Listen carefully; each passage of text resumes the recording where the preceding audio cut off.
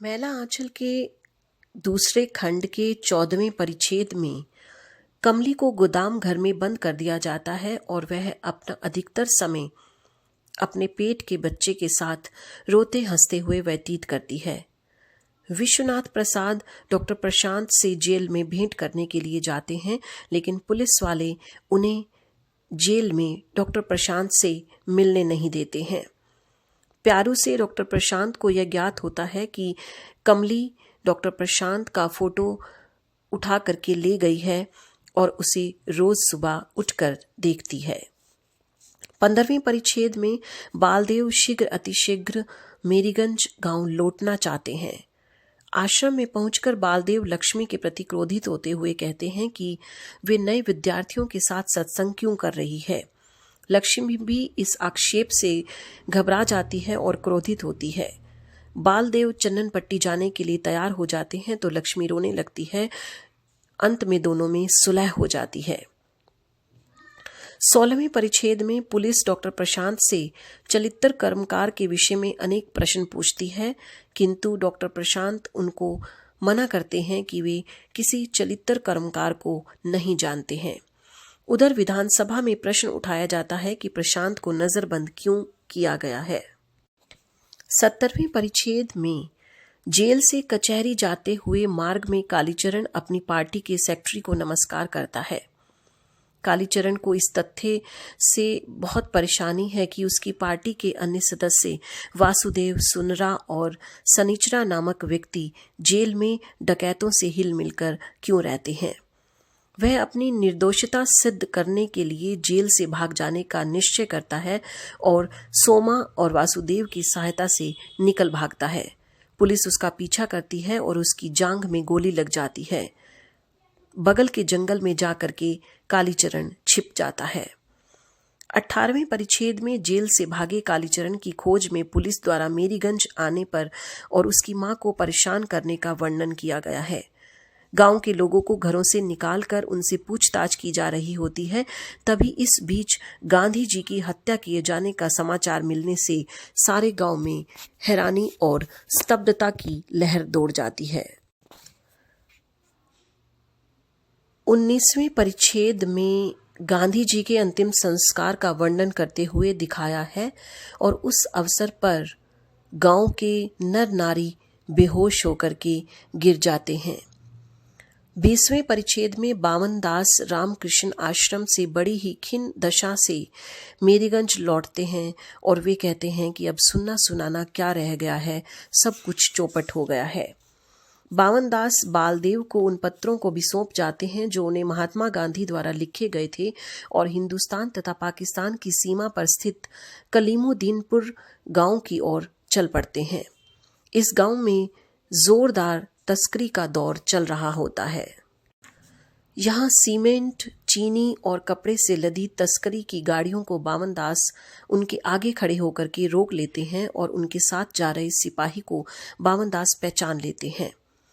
इधर दुलार चंद कापरा बावन दास को रास्ते से हटने के लिए कहते हैं, लेकिन बावन दास कहते हैं कि मैं गांधी जी के श्राद्ध की पवित्र तिथि को इस तरह तस्कर व्यापार द्वारा कलंकित नहीं होने दूंगा। तब दुलार चंद कापरा गाड़ियों को बलात् आगे बढ़ाते हैं और उनके सम्मुख लेटे बावन दास के शरीर के चीथड़े चीथड़े उड़ जाते हैं। चित्ती चित्ती लाश को पाकिस्तान सीमा में डाल दिया जाता है और पाकिस्तानी सैनिक उस लाश को नदी में बहा देते हैं। बावन दास की केवल एक झोली बची रह जाती है जिसे पेड़ पर लटका दिया जाता है। 21वें परिच्छेद में तहसीलदार विश्वनाथ मेरीगंज में एक छत्र मालिक बनकर रह जाते हैं।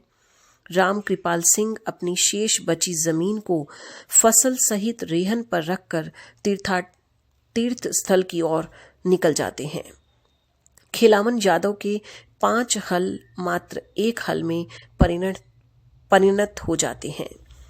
विश्वनाथ प्रसाद एक ट्रैक्टर खरीद लेते हैं और भूखे नंगे लोगों से गांधी जी के श्राद्ध के नाम पर धान भी वसूलते हैं। बालदेव उन चिट्ठियों को जिन्हें बावन दास उन्हें सौंप गए थे पंडित नेहरू तक पहुंचाना चाहते हैं, क्योंकि उनका विचार है कि उन्हें पढ़कर पंडित नेहरू उन्हें मंत्री बना देंगे। इन पर्चों को वे गांगुली जी को भी नहीं देते और लक्ष्मी से भी इन चिट्ठियों को लेकर उनकी अनबन हो जाती है।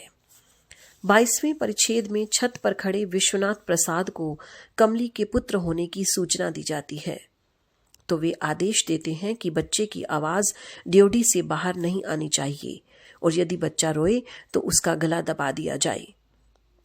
1 महीने बाद कलीमुद्दीनपुर में दुलार चंद कापरा देखता है कि बावनदास की झोली एक डाल पर लटकी हुई है। इस आशंका के कारण झोली से बावनदास की मृत्यु का रहस्य न हट जाए, वह झोली को डाली से हटा देता है, किंतु उस झोली का एक फीता डाली पर लटका रह जाता है। उस फीते को किसी दुखियारी द्वारा चौथरिया पीर की मान्यता समझकर कोई आम स्त्री एक और चीथड़ा बांध जाती है।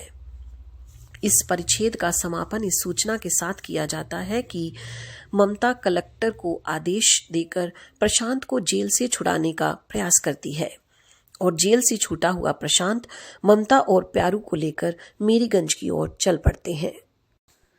23वां और इस उपन्यास का अंतिम परिच्छेद में मीरीगंज की ओर स्टेशन बैगन में बैठकर जाते हुए प्रशांत को प्यारू ममता की नजर से बचाकर कमला का लिखा हुआ एक पत्र देता है, जिसमें उसको प्राणनाथ कहकर संबोधित किया गया है। उस पत्र में लिखा हुआ है कि यदि तुम किसी तरह बाबा को यह सूचना दे दो कि मेरी होने वाली संतान के पिता तुम हो तो मैं जी जाऊंगी। बाबा तुम्हारे बच्चे को मार डालेंगे। पत्र पढ़कर प्रशांत के मुख से नहीं निकल जाता है। ममता चौंक कर उससे प्रश्न करती है कि क्या हुआ, तो वह कमली के पत्र को ममता को सौंप देता है और ममता वस्तुस्थिति से अवगत हो जाती है। डॉक्टर प्रशांत सीधे तहसीलदार विश्वनाथ प्रसाद के घर पहुंचकर कमली से मिलने जाते हैं। तहसीलदार कुछ समय तक प्रशांत से खिंचे हुए रहते हैं, लेकिन जब प्रशांत जमाता के रूप में उनके चरण स्पर्श करता है तो वे बेटा बेटा कहकर उसको अपनी छाती से लगा लेते हैं। कमली और प्रशांत के गंधर्व विवाह की बात सारे गांव में फैल जाती है और गांव को इस मौके पर भोज दिया जाता है। साथ ही तहसीलदार इस बात से इतने प्रसन्न होते हैं कि गांव वालों की 700 बीघा जमीन को भी वे वापस लौटा देते हैं। ममता की प्रेरणा और कमली के प्यार को पाकर डॉक्टर प्रशांत पुनः अनुसंधान कार्य में जुटने का संकल्प लेते हुए कहते हैं कि ममता, मैं फिर से काम शुरू करूंगा, यहीं इसी गांव से। मैं प्यार की खेती करना चाहता हूं। मैं साधना करूंगा, ग्राम वासिनी भारत माता के मैले आंचल तले। उपन्यास का अंतिम वाक्य होता है, कलीमुद्दीनपुर घाट पर चिथरिया पीर में किसी ने मान्यता करके एक चीथड़ा और लटका दिया। इस प्रकार इस उपन्यास की कथा वस्तु के संक्षिप्त विवरण से यह स्पष्ट होता है कि ये एक बहुत ही बृहदाकार उपन्यास है, जिसमें 67 परिच्छेद हैं। उपन्यास का प्रथम खंड अपेक्षाकृत लंबा है, जिसके अंतर्गत 44 परिच्छेद हैं और द्वितीय खंड में मात्र 23 परिच्छेद हैं। इन 67 परिच्छेदों में विभक्त कथा वस्तु को सूत्रों से जोड़ना अपेक्षाकृत कठिन है, लेकिन फणीश्वर नाथ रेणु ने विभिन्न परिच्छेदों के अंतर्गत प्राय नवीन तंतुओं को उठाया है।